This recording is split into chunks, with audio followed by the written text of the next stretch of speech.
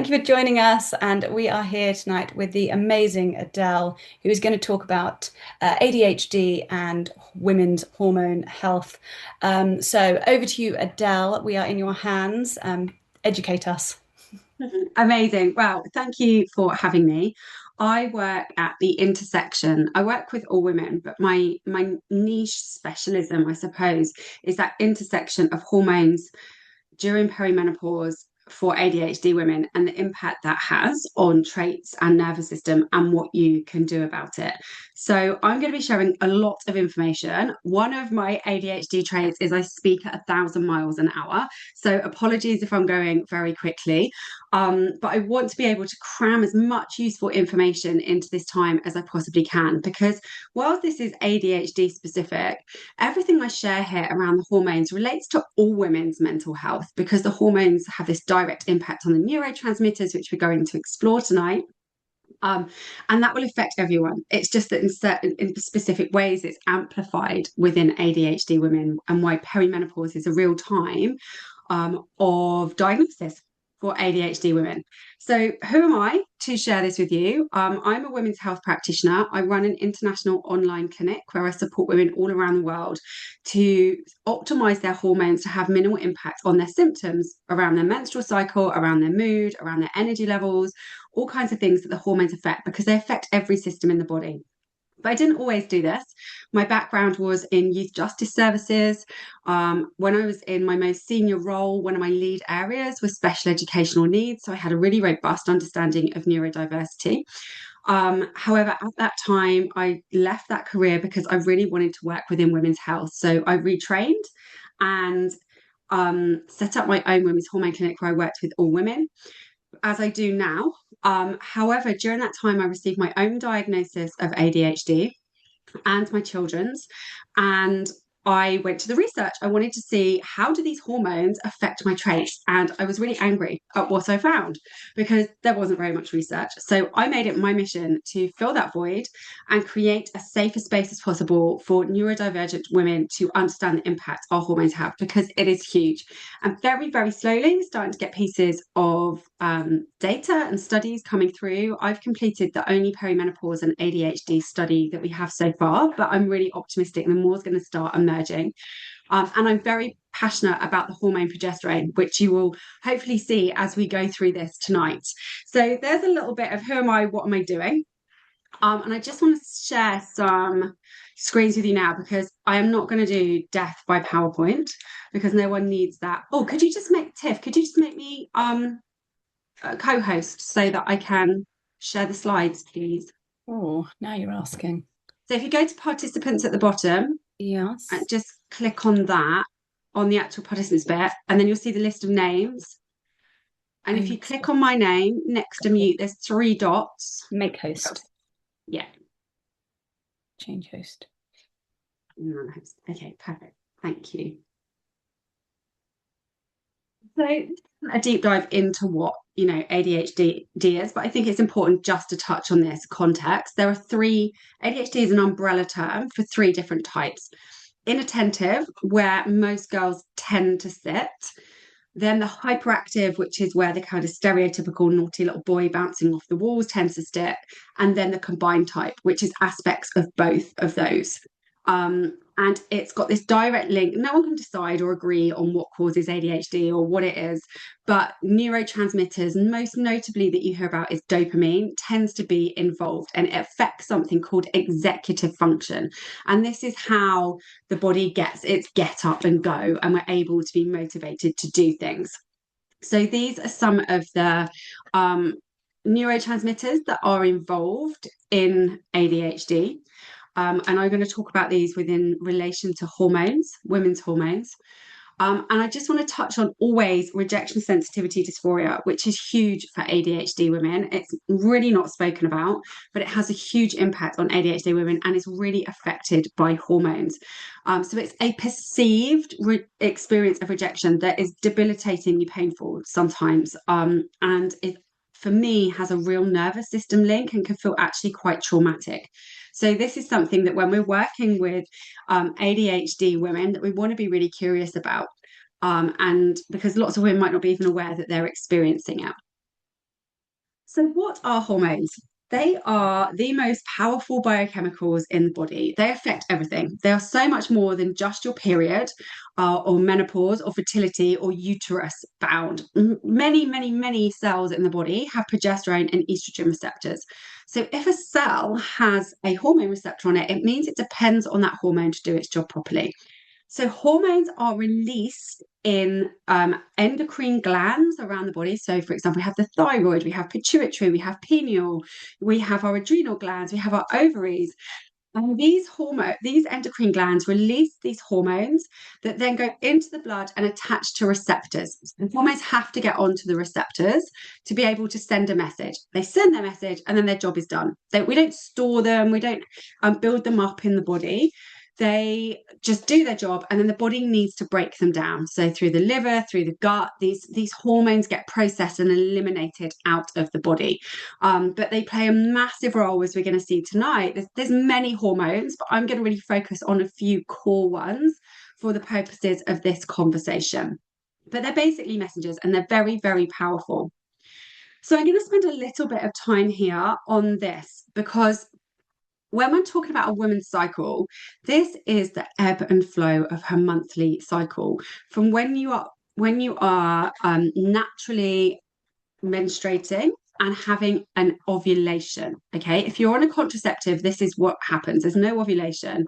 Estrogen has a little party by herself, and you don't have the surges of progesterone production.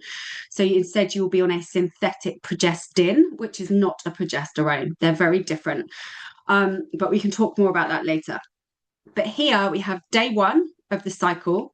Then around day three, estrogen starts to rise, and estrogen rises and rises and rises until there's enough or not to ovulate. And then if we ovulate, and only if we ovulate, we produce progesterone. Okay.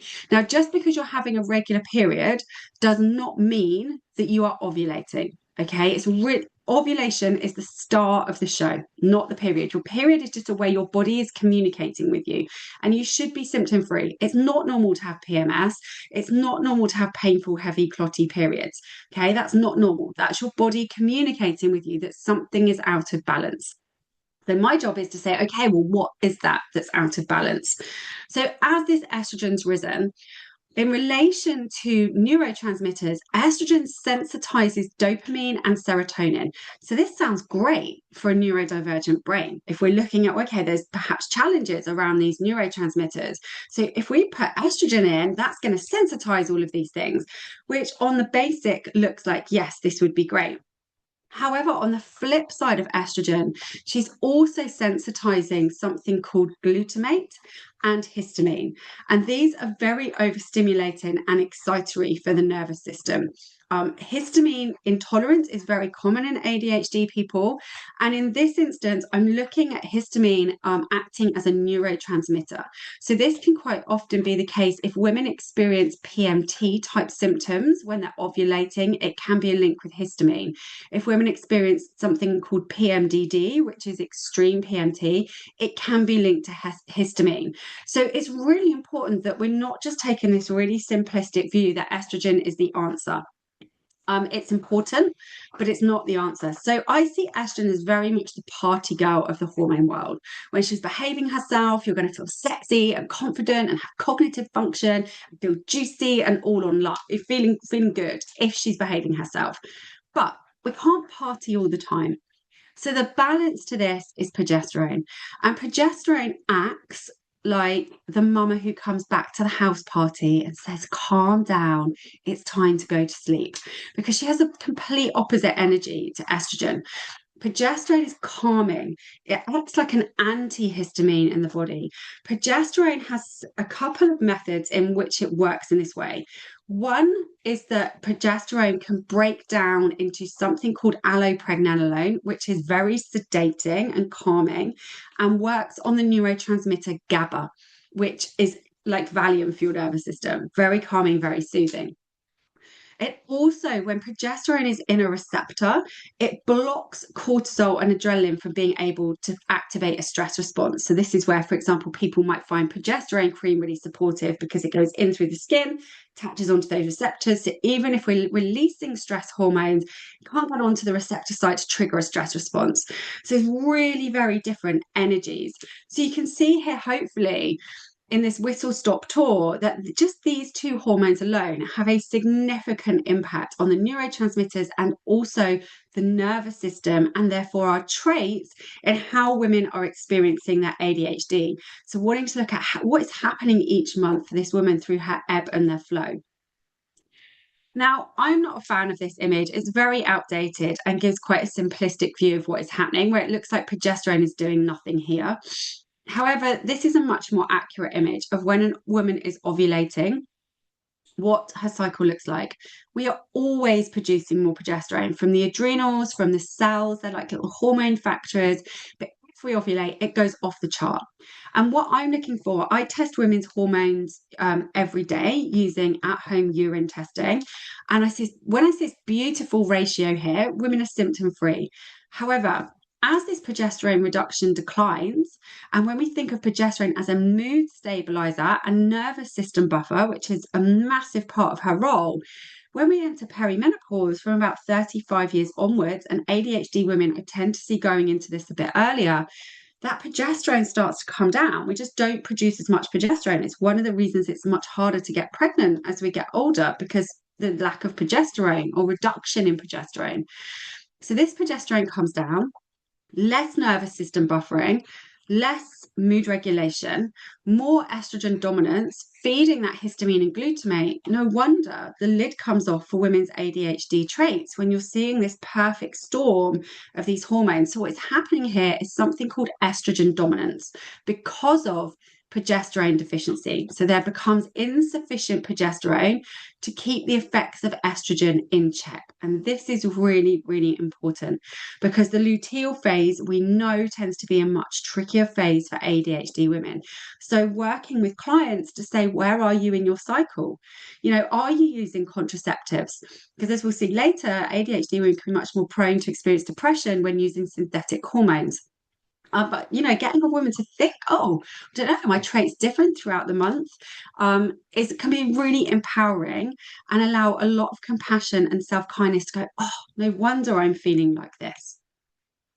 So just to validate a woman's experience, these are the parts of the brain that are covered in estrogen and progesterone related receptors.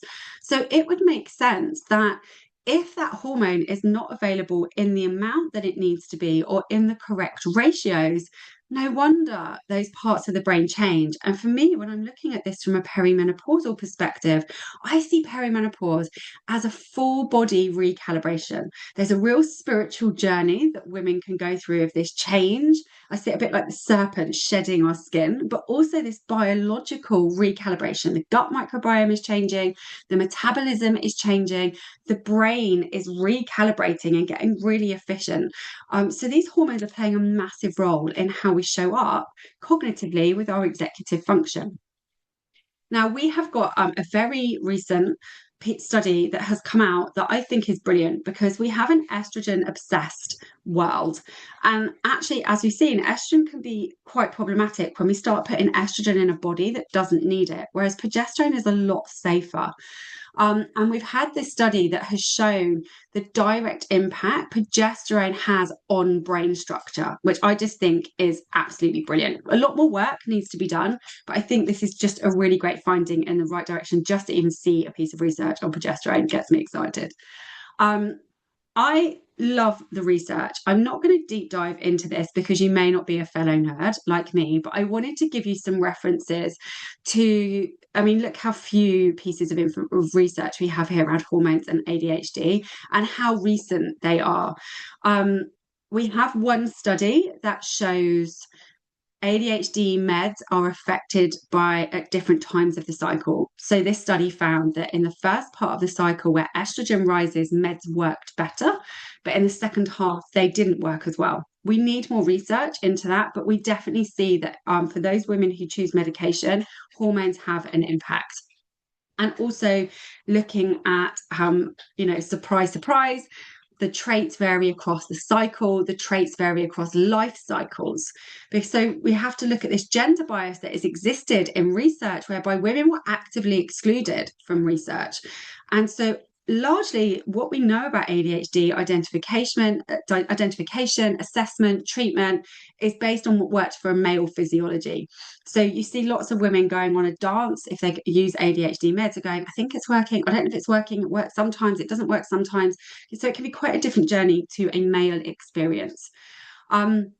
This is the first study that we have had that brings in a hormone theory around ADHD.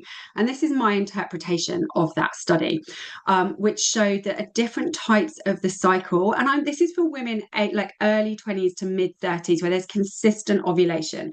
Once we start going past that and ovulation isn't as robust, this tends to be less extreme in how these traits show up, and it can actually feel like it's just blurring across the entire cycle the further you get towards menopause.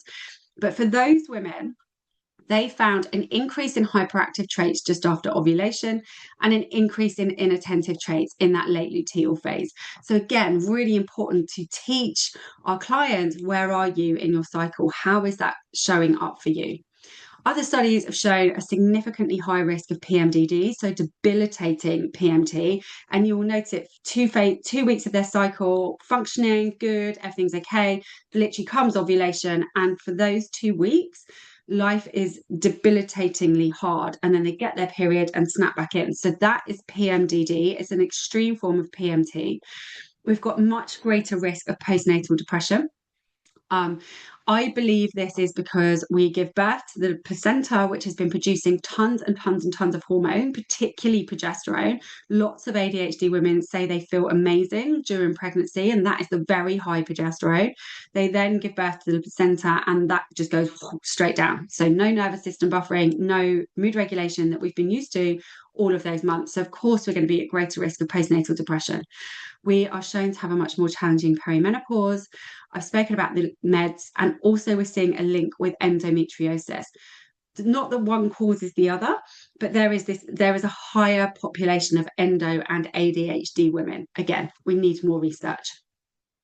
Not only do we have these monthly fluctuations, but you have these life fluctuations that men don't have. Men do the same thing from puberty to death. There is not a lot going on. Possibly a slight decline in testosterone. That's about it.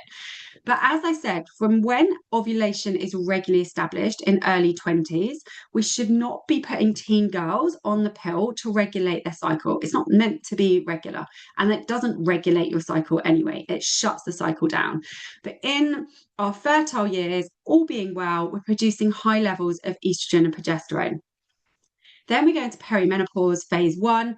Estrogen is usually absolutely fine here. I test a lot of hormones, and very rarely before 45 do I see women needing estrogen. If you are regularly having a period, it's unlikely you will need estrogen. So progesterone drops off first of all here, and then we have the second phase where estrogen then starts to decline, and then we have 1 day, which is our menopause, which is exactly 12 months after our last period. And then we go postmenopausal. Okay, so you can imagine these changing landscapes, the changing terrain hormonally within the body, and the impact this would have on traits and mood, and many other systems in the body. I mean, lots of women would see that image and go, yeah, I can relate to that and how that feels. So really important that we're conscious of where we are in our life season, where our clients are in their life season, to know, okay, what could be going on here that could be affecting how they feel. So this was the study that I did because I wanted to move away from this estrogen obsessed kind of narrative around ADHD and actually showing that progesterone plays a huge role. I'm not going to deep dive into that tonight, but if you want to see more, it's free as a download from my website. So we focused a lot there on progesterone and estrogen, but they're just part of the picture.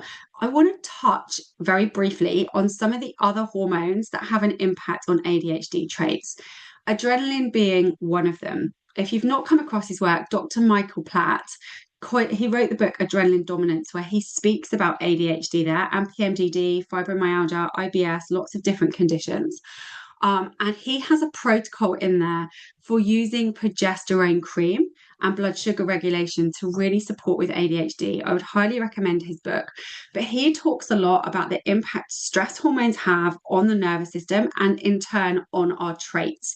I describe ADHD women as having the Rolls Royce of nervous systems. We can walk in a room, we know who likes us, who doesn't like us, what's expected of us, how safe is it. We literally go instant scan, nervous system has picked up everything. And then we proceed to mask to go, oh, hide that bit of me, that bit won't be very welcome here. And we're doing this all subconsciously, and it's quite exhausting. But we're responding to this stress response here. This can also really be activated by rejection sensitivity. Someone's not replied to a text. We think we've done something wrong. We've misread a communication. We've not been included in something. These things can be debilitating when it comes to RSD.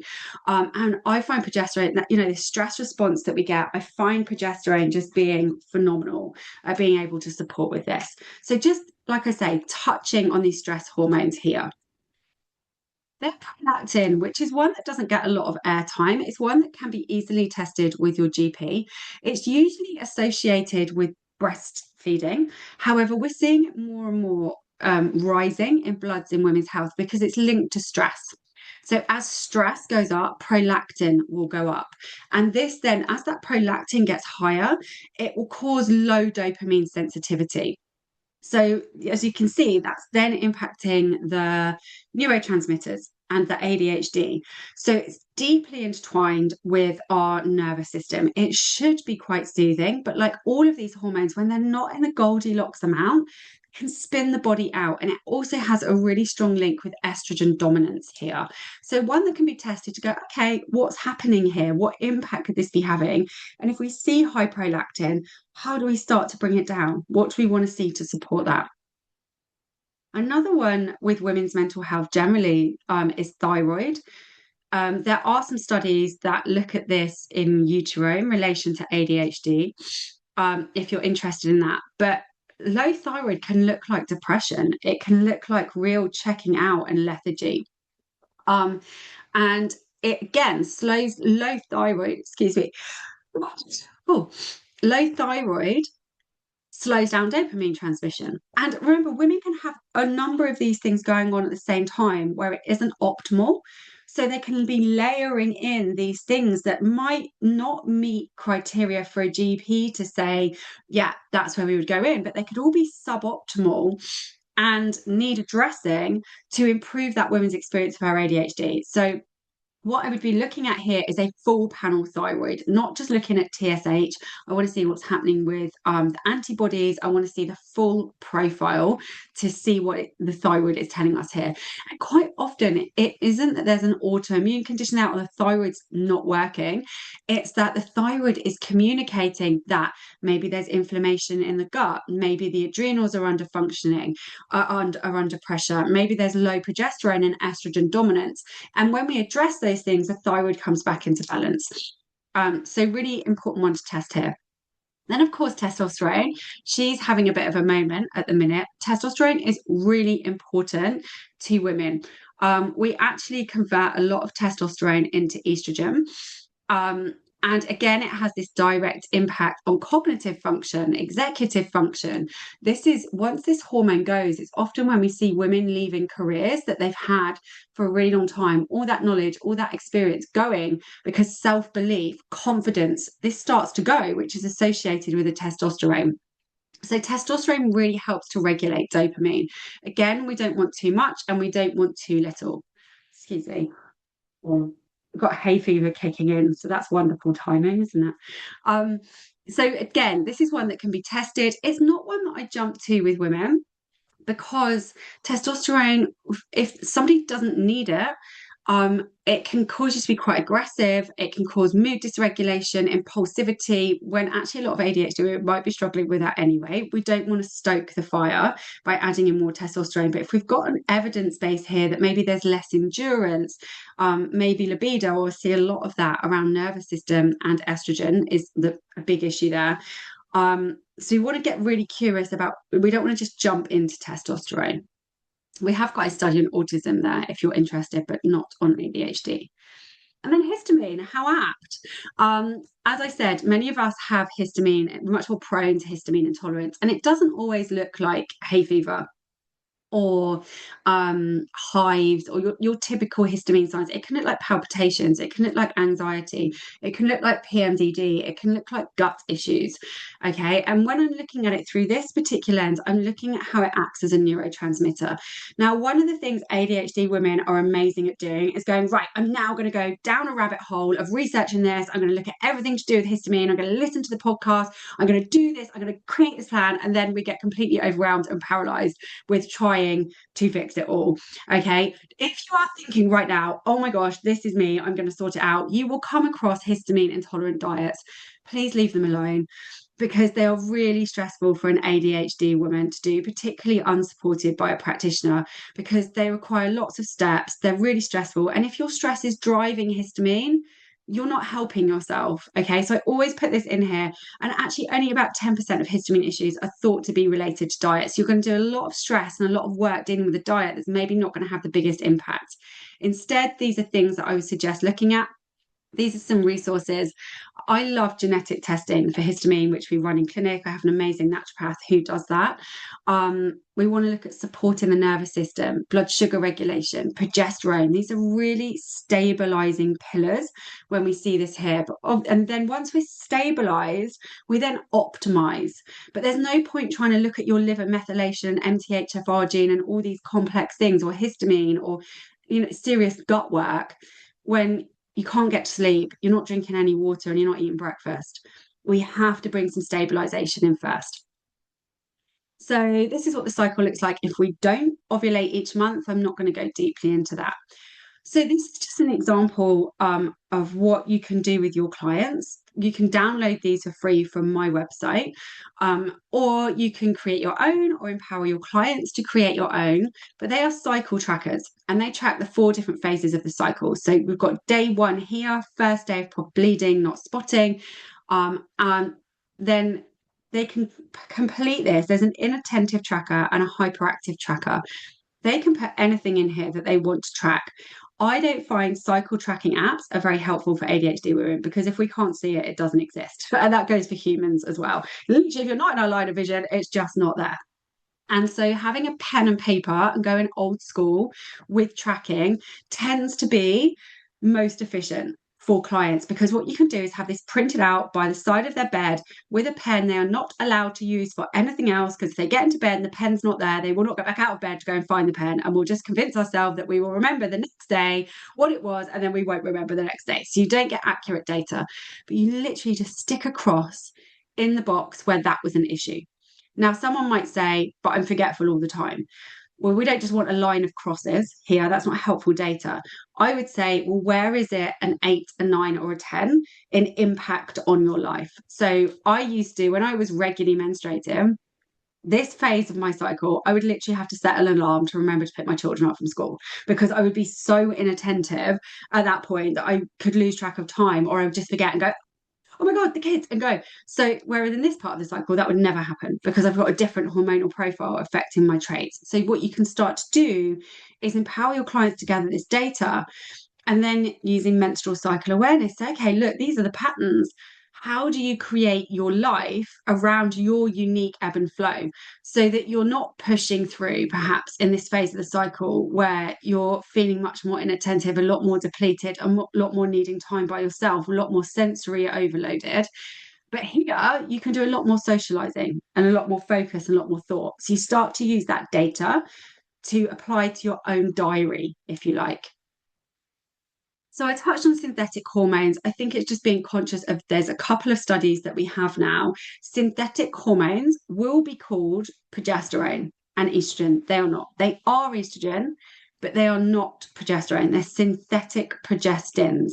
They have a different risk profile than to progesterones, but it's really confusing for your clients because prescribers and GPs will tell them it's progesterone and it's not progesterone. And quite often women, particularly ADHD women, can have an adverse reaction in terms of mental health with synthetics. So if you're working with a client and you notice a massive shift in their mental health, it's worth exploring, are they using any contraceptives?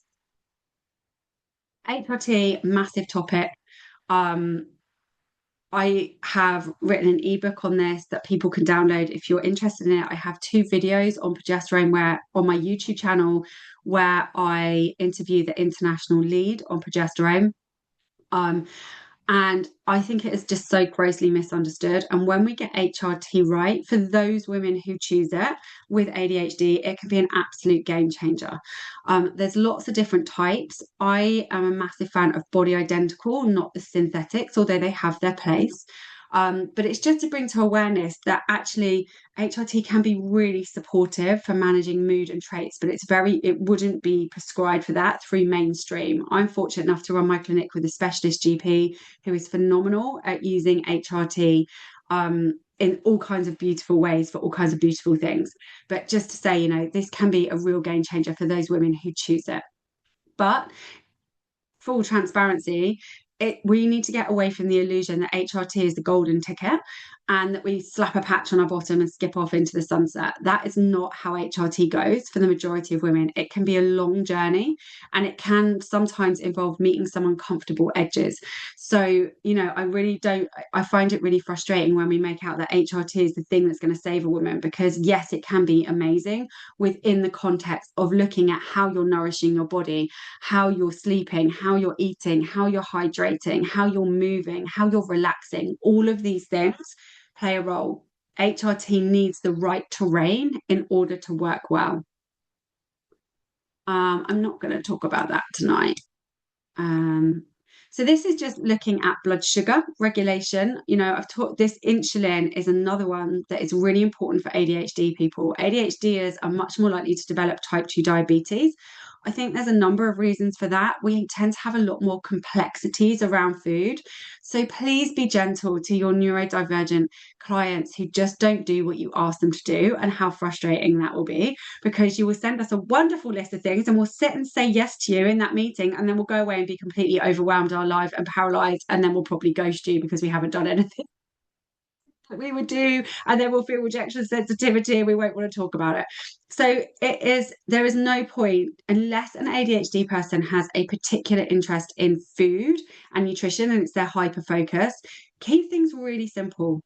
Food can be really boring. There can be too many steps in rustling something up that has 30,000 ingredients in it. We might get completely distracted and hyper focused on something for hours and forget we've not eaten and drunk all day. We might go downstairs to get breakfast and end up hanging the washing out and having a shower and watering the garden and doing all these things and, oh my God, I haven't done any of this stuff. Okay, that's just what happens. It's not because we're being defiant and not following the instructions. We just can't sometimes. So we need to find an ADHD friendly way to do it. Keep it simple. Give people choice and capacity. So I'm going to use the example of having breakfast. Lots of ADHDs will skip breakfast because they're either doing a lot in the morning, they're not hungry because their adrenals are exhausted. So I would give them choice to get them to check in with their capacity. On the days where they're just like, I'm not going to eat anything and I'm going to chuck a coffee down my throat and I'll grab something later on, I would rather they had a bottle of kefir or a pre-made protein shake on those 0 day options rather than not have anything. Then they might have a day where there's a bit more capacity, where it could be Greek yogurt and berries. Simple.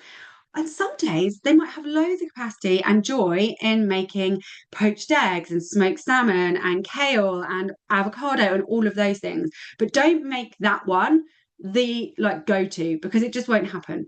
Okay. So just offering choices that are still as have that more macronutrients than skipping is really important. That can really help working with ADHD people. Circadian rhythm is really important. I could talk about this all day.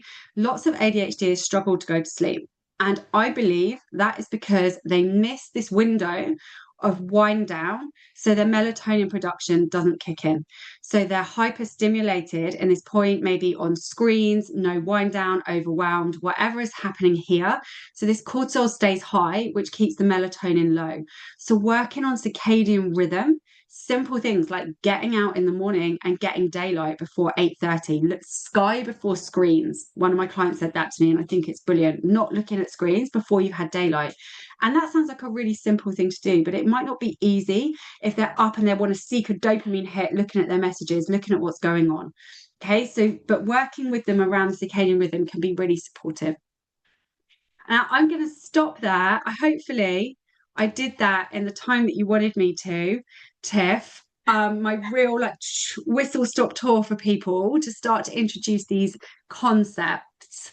Oh, no, you're absolutely amazing. And it's so interesting. I don't know about anyone else, but you describe elements of me so clearly that it's actually, yeah, I'm like, oh wow, she knows me.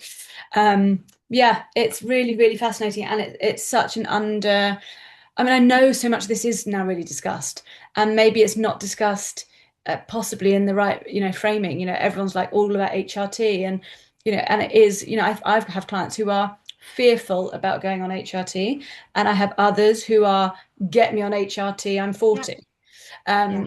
And I actually sometimes don't know which way to go with them. So that was, it's really, really interesting hearing from you.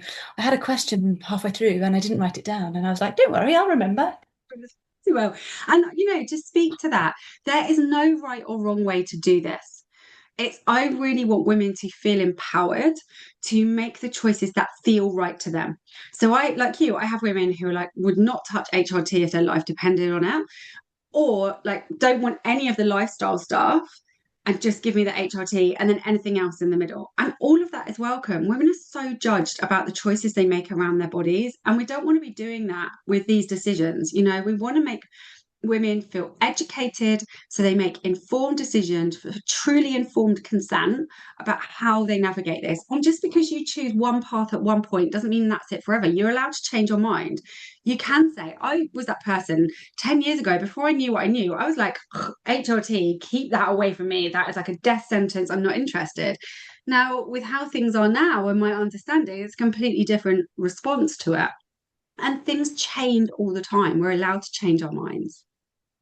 Yes, it is. And I think there's such a huge scope for obviously more research. Uh, Yeah. I think it's going to be, yeah, women like you leading the charge on that. Mm. Super. Alison, have you got any questions? Anything you'd like to, while we have her at our fingertips? Yeah. I just, she made me laugh so many times in that. It's a bit like, I do have breakfast in the morning, but I go downstairs and I do everything but, and then it's the last thing I do. I do the washing, I water the garden, Yeah. everything that you said. I was just like, oh my God, she's like you said as well, Tiff. She's just described me to a Yeah. T. So yeah, it's really Just so funny. wonderful about the work that I do is whilst I work with all women, I see a predominantly higher percentage of my caseload and clients are ADHD. And we've so many of us have spent our lives thinking like, I'm so different to everyone else and I've got to overcompensate for that. And then we all come together like, actually, we're all very similar. We're all just the same thing. And that's why I think community is so important because we all come together and go, oh, it's not just me. There's Yeah. nothing wrong with me. This is just what happens. There's something Mm. really like, oh, about that. And I really appreciate you sharing all of. Can we share that with people outside of Seed? What we've just recorded. I would say so. Yeah, Yeah, I think yeah. she's going to If as part of Adele the is happy women's. to. Yeah, that's fine with me.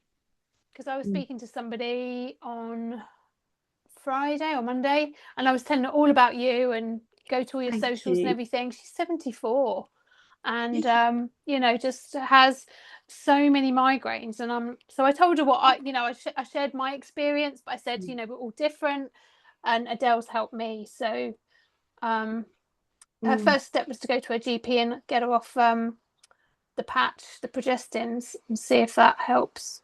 Brilliant. So Yeah, I mean, yeah, this is what I love about my work is I don't want to have done all this research and keep it in a little pot where other women don't know because nothing changes then. And one of the beautiful things about working with women is one woman goes, oh, then we tell everyone because we want other women to know. We want people, we connect. We want women to feel mm, better. And I look around at what women have achieved. Well, most of us are knackered, not sleeping, overwhelmed, dysregulated, no consistent energy, no libido. Like that's how most women are functioning. And look at what we achieve. Can you imagine yeah, if still, yeah, we felt great what we could do? You Yeah. know? So that's my mission. Every woman deserves to feel great. absolutely, yeah, so true. I was just going to touch on, I was at a different seminar recently, and they spoke about using the moon cycle as your cycle Yeah, after menopause, basically, um, absolutely. which is keeps you then on track with the with a rhythm, because obviously Yeah. we still remain cyclical. I'm guessing, after menopause, we're still cyclical Yeah, beings. We don't we just are. stop. Honestly, our body is, and our energy body, women are different. This is my bit more woo-woo side. I'm very woo-woo, you know. I mean, while my clinic is very clinical, like as a woman, I'm very like into the energetic side. Women can energetically hold another being in their energetic body. Men can't do that. Right. And we are cyclical beings. We ebb and we flow. So very often when I start working with a woman who's in peri and her cycle's all irregular, she's like, I don't know where I am, whether she's into that or not, start following with the moon. Use the full moon as your ovulation, and the new moon is day one of your cycle. And there's something really grounding in that. You've been able to go, oh, I've still got an ebb or a flow, track against it. It's not usually as intense as the hormonal fluctuations, but there's definitely an ebb and flow there. And that I think is wonderful. It almost makes you excited to get there. Like, Yeah, it and in does. Chinese medicine, this the menopause is actually called your second spring. There's no such word as menopause in in acupuncture. So This That's is the got the word men in it as well. I know, yeah, of of course, course it right? has. And I think when we look at this, perimenopausal symptoms are lifestyle related, you know, because they're not consistent around the world. Mm. If perimenopause was a disease, it would be the same wherever it was. It's not. It's lifestyle related, and it's really bad in the UK. It's really bad in America. That's telling us something about our lifestyles, you know. And I won't deep dive into that now, but for me, it's an adrenal function issue. It's Mm. not our ovaries. Our ovaries are doing what they're meant to do. It's our adrenals that can't keep up. Mm. Fascinating. I mean, we're going to have to do this again. We're going to have to do a part two for Yeah, four and definitely. five and six. But thank you so much for your time, for sharing all Pleasure. your wonderful knowledge, for educating and empowering us. We are very, very grateful to you. So yeah, Pleasure. Thank Thank you, you for having Adele. me. Thank Thank you. you. take care. Bye. Bye. Amazing. Thank you. Bye.